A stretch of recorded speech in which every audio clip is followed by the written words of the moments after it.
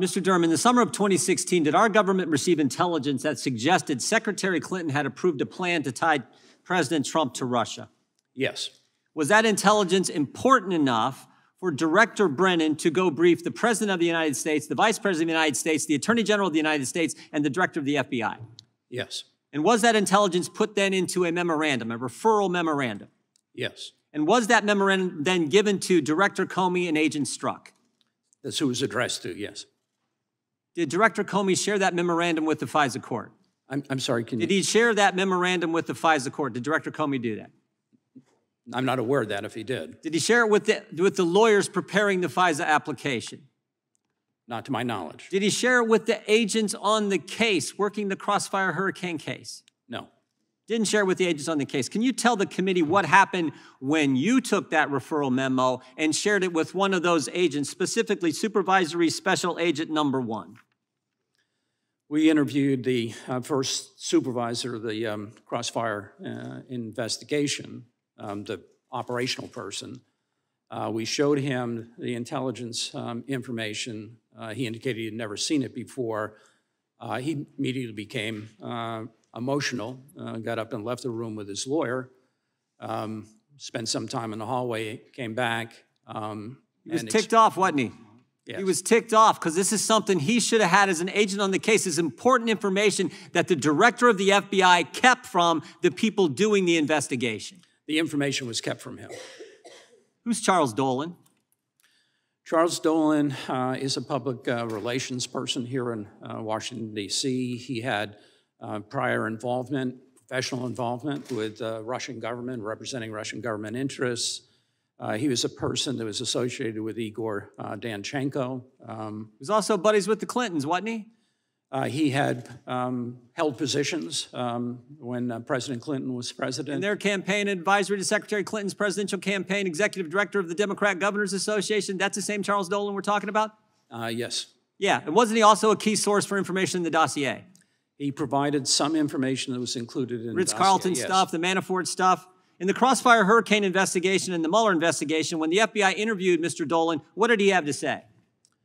To my knowledge, they didn't interview Mr. Dolan. They didn't interview this guy? Source for the dossier? Key information in the dossier? Buddies with the Clintons, and they didn't talk to him?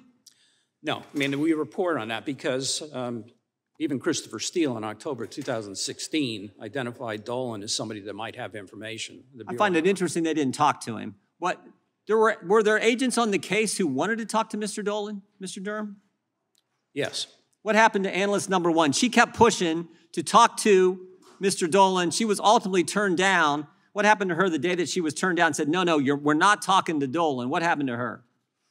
At about the same time, she was assigned to a different project. They moved her. They said, we can't have this. We can't have that. We can't be looking into the Clintons' buddy, a key source for the dossier. They reassigned her. And then what did she do?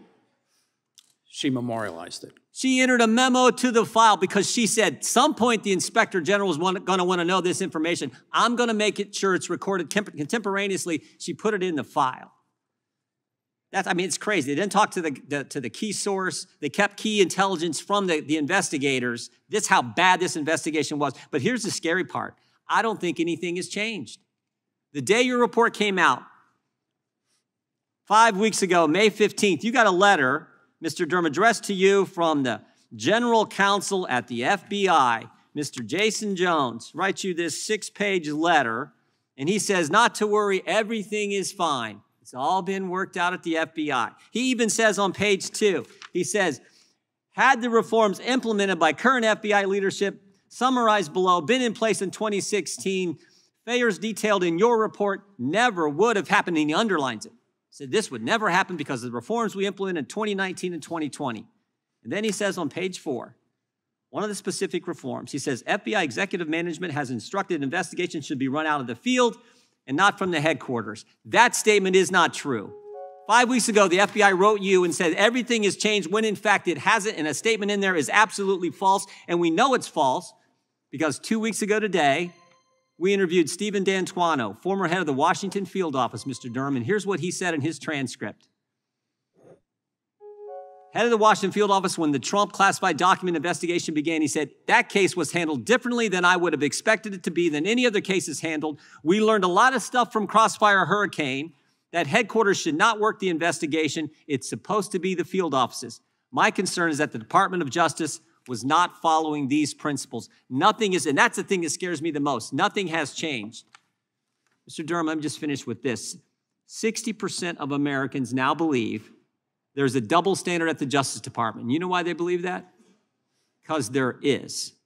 That has got to change. And I don't think more training, more rules is going to do it. I think we have to fundamentally change the FISA process, and we have to use the appropriations process to limit how American tax dollars are spent at the Department of Justice.